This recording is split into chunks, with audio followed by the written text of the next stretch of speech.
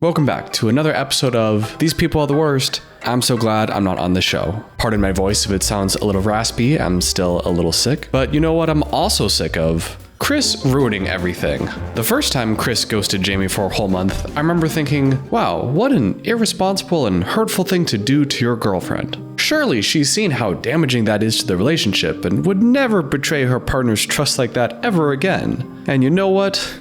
I was right. This time she betrayed her wife's trust. Come on, Kris, what are you doing? Why do you keep ruining everything? But if you listen closely, she actually tells us why. And she might even be telling us how we can avoid a similar fate.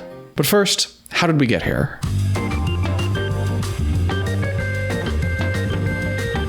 Kris needed to deal with some bank issues back in the States, and the two of them agreed she'd fly back to take care of things, pick up some medication, and fly right back to Colombia to be with her new wife, Jeymi. At the longest, 2 weeks. But there were some complications, because there always seems to be some kind of complications when it comes to Kris, and she had to extend her trip another 2 weeks. And then 5 months go by. Somehow, in this 2-week break, Kris suddenly realized they didn't have money and decided she needed to stay in the US and work to support them both. Which, alright, fair enough, but remember, this is the same person that ghosted Jeymi for a whole month in the past. As in, didn't reply to her texts, calls, or anything while they were long distance. Yeah, where I'm from, that's called breaking up. So the fact that Kris decided now that they have money problems, and after already prolonging the trip the first time, it does kind of fit the pattern of somebody who's afraid of commitment or trying to run away from a relationship. Here they are now, 3 months into this new semi-permanent long-distance relationship thing, where Kris and Jeymi try to reconnect with each other over a Zoom call and talk about their current circumstances.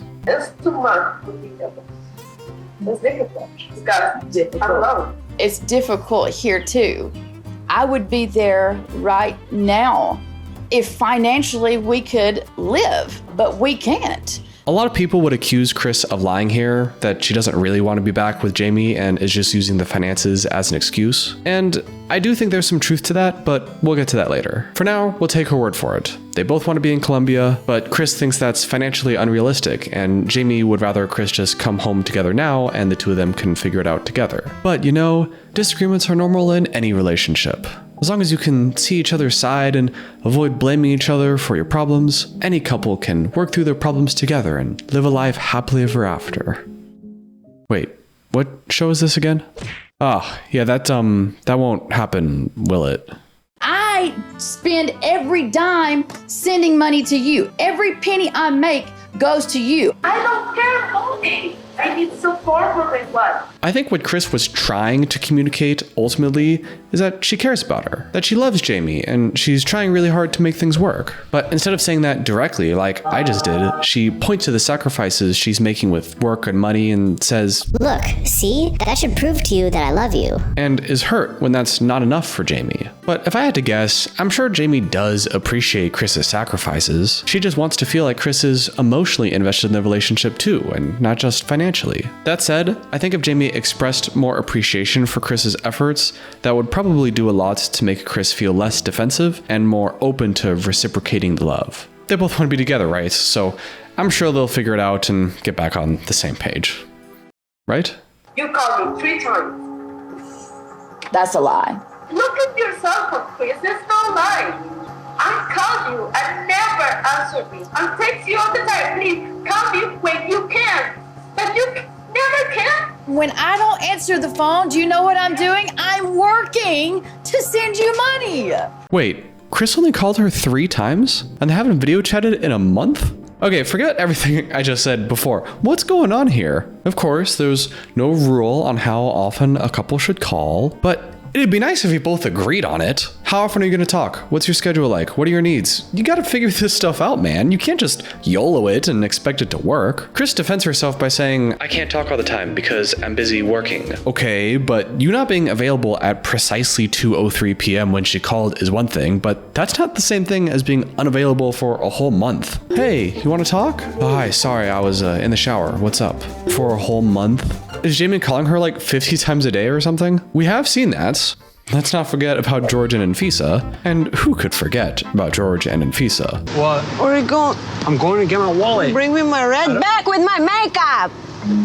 So maybe Jeymi's unreasonably needy in a way that would be overwhelming for anyone. But do we really think Jeymi's like that? I don't see it, and it doesn't sound like Kris is saying that either. So what's the deal? This doesn't sound like just two people with two different perspectives. Something's going on with Kris. Sweetheart, every time I talk to you, this is what you're doing. You know, nothing's ever enough. So why would I want to talk to you? You tell me bitch all the time. Because that's what you're doing, bitching all the time. Not cool. That's bitching? What does bitching even mean anyway? The action or practice of grumbling or expressing displeasure. Also, excellent. What a bitchin' new album. Does anyone still talk like that? I feel like she's just expressing her needs though. It's not like she's complaining just for the sake of complaining. But Kris is making a little bit more sense now. She's not just busy all the time like she said the first time. She's actually actively trying to avoid talking to Jeymi because she thinks that anytime that they talk, it'll just end up in a fight that she doesn't want to deal with. Kind of like how Biniam would just not pick up the phone whenever Ariella would call. No matter what I do, I can win. You know what this really reminds me of? My parents.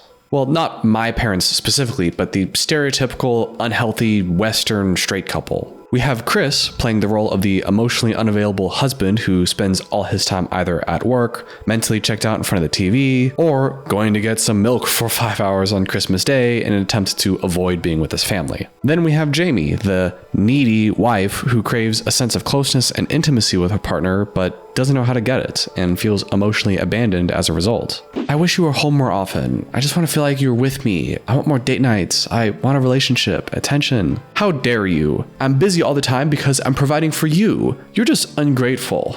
You're such a nag. Obviously that dynamic isn't a man-woman thing. It's more like an attachment insecurity issue that gets genderized by society, but that's a whole other video.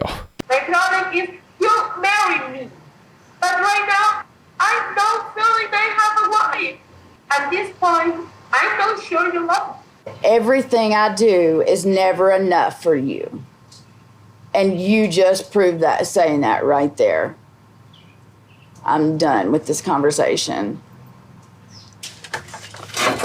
Normally, I would say that this could just come down to a difference in love languages. Those being words of affirmation, quality time, gift giving, acts of service, and physical touch. The idea goes, you might naturally express your feelings through sappy poems and flowers, but that doesn't guarantee your partner will care. Personally, I don't give a shit about gifts. You give me a gift, you're basically telling me, hey, you throw this away. If your partner is really into acts of service, then maybe do the dishes for them when they're having a bad day. Or if they're more into physical touch, you could make an effort to give them a hug more often. Jeymi wants Kris to be with her. Physically, emotionally, she wants quality time. And Kris seems to be all about acts of service with the finances and about being realistic. After all, Actions speak louder than words.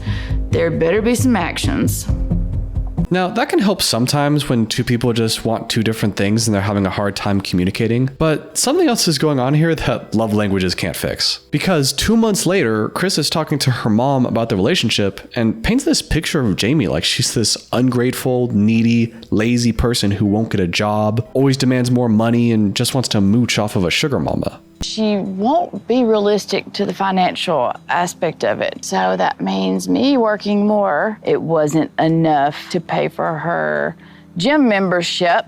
Every time she's mad, she says that I don't love her, I'm not there for her, that she wants me there for her. I am seeing that she's not going to help at all. She's not putting forth any effort to even attempt to help with anything.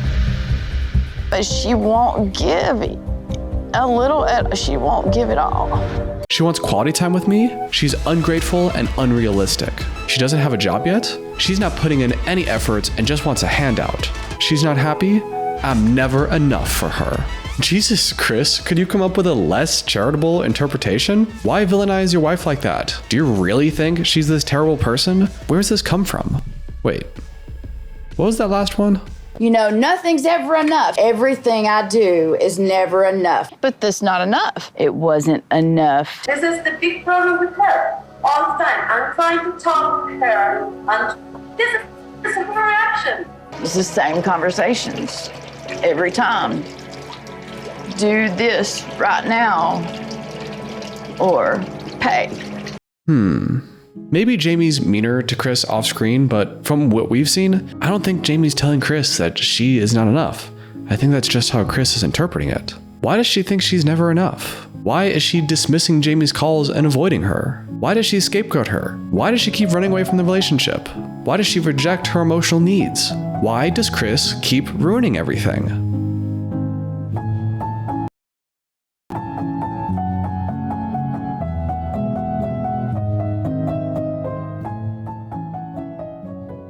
Oh. It's a lot easier for me to feel bad for Jeymi than it is for me to feel bad for Kris. Jeymi's very direct when she expresses her pain. You can hear it in her voice when she pleads for connection, and you can see it in her face. Her pain is very visible. On the other hand, Kris does not express her pain very clearly at all. Instead, she shows anger, impatience, criticisms, or avoids engaging entirely. Her pain is not very visible, but I'm sure it's still there. She may not be saying, hey, I'm hurting over here, but I think she is expressing her pain to us if we just listen more closely. Now, I'm not a professional. I'm not claiming I'm correct, or even that my opinion even means anything. Honestly, I'm probably full of shit. But really, this video isn't about Kris and Jeymi. It's about you and your relationships, and about me and mine. Because we're all a pain to deal with sometimes. Or a lot of the time. And when we're stressed and things get icky and tense, we get defensive, or we go on the attack, or we run away. But however our behavior manifests, deep down, we're all probably hurt and scared. So the next time your partner acts like kind of an asshole, you might try looking past the hard exterior and asking yourself, what are they hurt about? And if you're kind of an asshole sometimes, that's okay. But next time you notice yourself reacting, check in with yourself. Why are you angry? What do you really need right now? The better you are at getting to the core of the issue and not getting stuck on the surface level, the happier and more connected you'll feel in all of your relationships. That's it for today's video, and if you have any feedback on the flow or style or content of my videos, please feel free to let me know in the comments below. I am trying to make this my career, so I am very determined to figure out the best way to make the highest quality content possible for as many people as possible, so please let me know. If you like this video and want to see other healthy living and relationship related content, especially 90 Day Fiance, then you know what to do. Hit subscribe, like the video, ring the bell for notifications, and every comment helps the algorithm. Thank you, and I'll see you in the next one.